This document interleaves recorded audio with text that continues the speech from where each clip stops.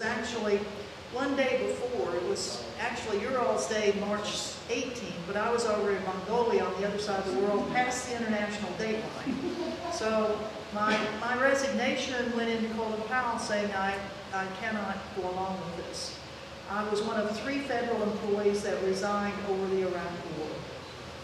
And I just found out today that you have, right here in your own community, another person that resigned from your government in opposition to that war in Iraq. And I'd like to acknowledge Ron Toole, right back here, who was a judge. Ron, stand up.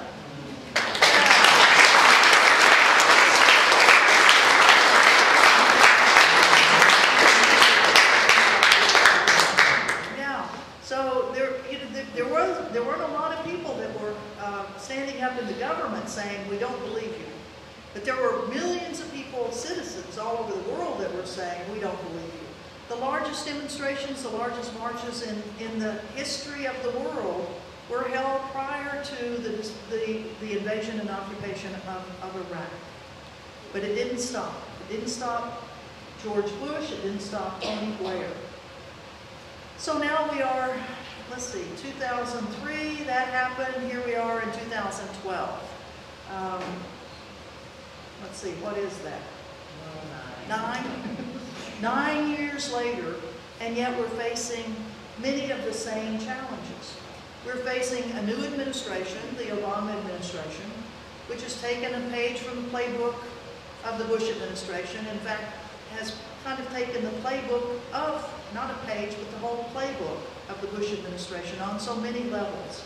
On the issues of war, on the issues of curtailment of civil liberties, on the issues of, well, on Iran. We have the Obama administration that is saying in the same harsh words the challenges, and there's no doubt about it. There is a challenge from Iran. And in no way am I condoning what are the human rights abuses that do go on in Iran.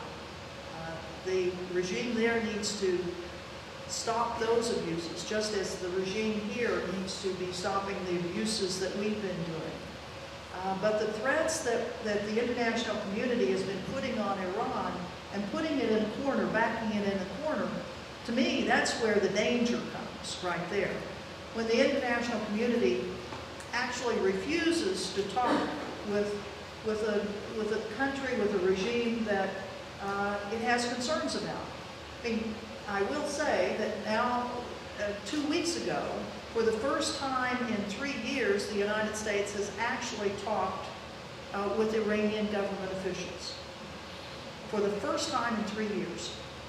Until 2 weeks ago, there had been one 45-minute discussion between Iranian diplomats and U.S. diplomats. Now, that's not the way you resolve problems.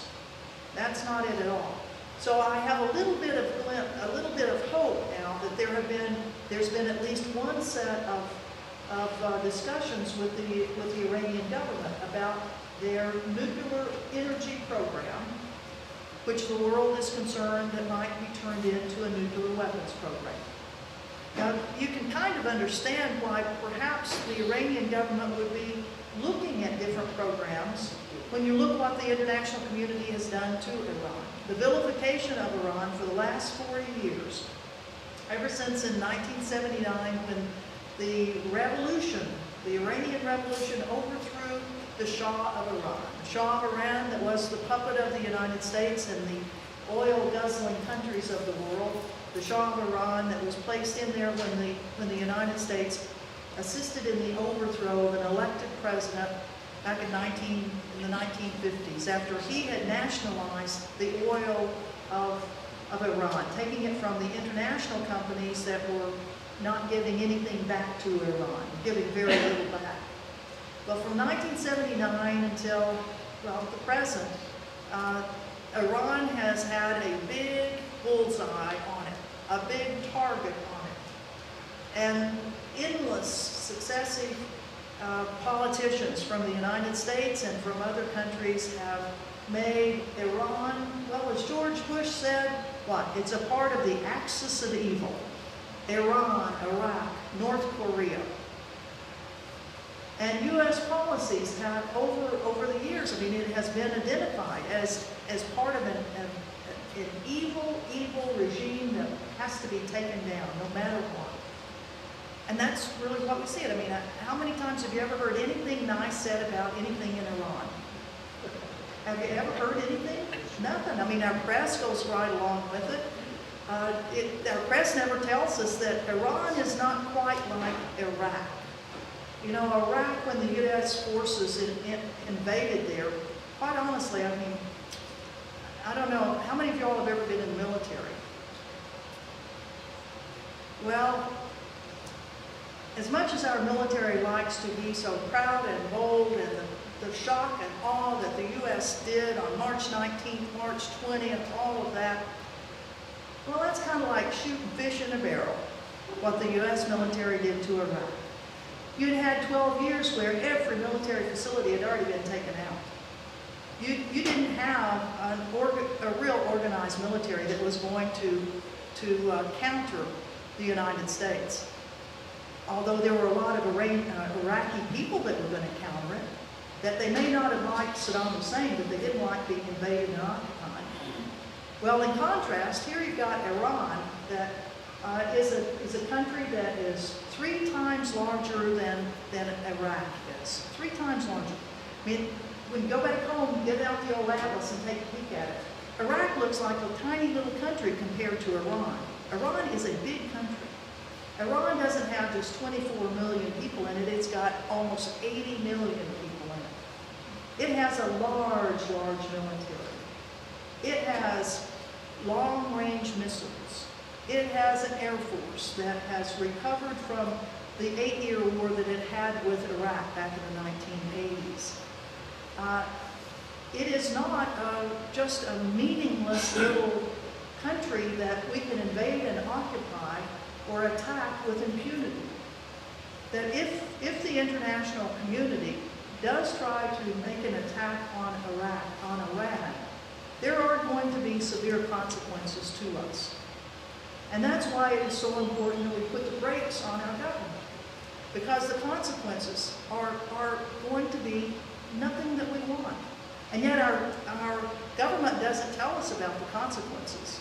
I mean, every now and then you may get a little hint that, well, the Iranians are threatening us because they will cut off the Straits of Hormuz. Well, let's see, where is their territory? It goes right to the middle of the Straits of Hormuz. That Persian Gulf is named for a reason. Iran, Persia. You could also call it the Arabian Gulf, because the other side of it has shores with Saudi Arabia. But the Iranians have, I mean, that's their territory. The United States and other countries have had escort ships around oil freighters that come out of the Persian Gulf for how many decades now? Since the 1970s. Since the 70s. This idea that we could strike Iran and nothing will happen, there won't be any blowback, is one of the craziest things that the blinders on the American people, that's one of the crazy blinders that are up there, that we can do anything we want to and we're not going to get hurt again. Well, you see what happened to us on 9/11, and if you trace back what Osama bin Laden said was the reason that he created Al-Qaeda and started going after U.S. facilities first in Saudi Arabia, the Khobar Towers in 1995, 2 U.S. embassies in 1997, in the year 2000 blowing up the USS Cole, and then in 2001 the destruction of the World Trade Center, the Pentagon, the Pennsylvania plane that went down. Well, it was because the United States had left troops in Saudi Arabia after Gulf War I and wasn't removing them. And this was a way to get the attention of the United States. It's very easy for small groups of people to do things to the United States when they really want to do them. And in my opinion, if the Iranian government has not been intent on doing harm to the United States to this point. But if we put them in the corner, they have plenty of operatives that can be put to work on this. It is in our best interest, in our own national security interest, that we not put Iran in that corner. That we finally start talking with them. And that we try to tamp down these politicians that keep harping on how very dangerous it is if we don't take action. And it's just not in our government. The government that is kind of the cheerleader for this is, of course, the government of Israel, that says Iran is in our neck of the woods, and they have the potential of using nuclear weapons on us, and we've got to take out the nuclear facilities. And they've had a track record of doing that. They've taken out nuclear facilities first in Iraq back in the 80s. They destroyed some type of facility in Syria 2.5, 3 years ago. So they are saying that Iran is on their target list.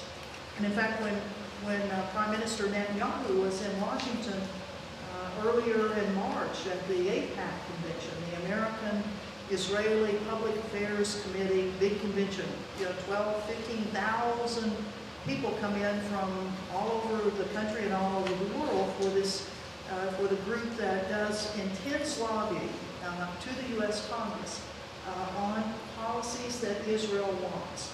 And one must admit, it is one of the most powerful, if not the most powerful, lobbying group that we have in this country.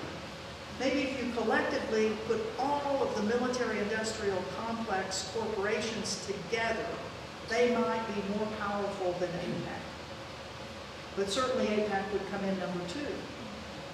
And AIPAC, in hand in hand with the Netanyahu administration, saying it is in the national interest. The only way Israel will survive is if Israel gets rid of enemies, and citing what they say is the translation from Ahmadinejad saying that Israel should be wiped off the face of the earth. Iranian scholars have translated that and said that is not what he said. That he didn't say it should be wiped off the face of the earth. And in fact, the president of Iran has come back to say that's not what we've said. He said Israel needs to change its ways or it will go under. And that's a paraphrase too. But it was essentially, we didn't say that we're going to wipe them off the face of the earth, but it's that their own policies are leading to the destruction of their own country. Now you have, just in this last 10 days, you have a real debate going on in Israel.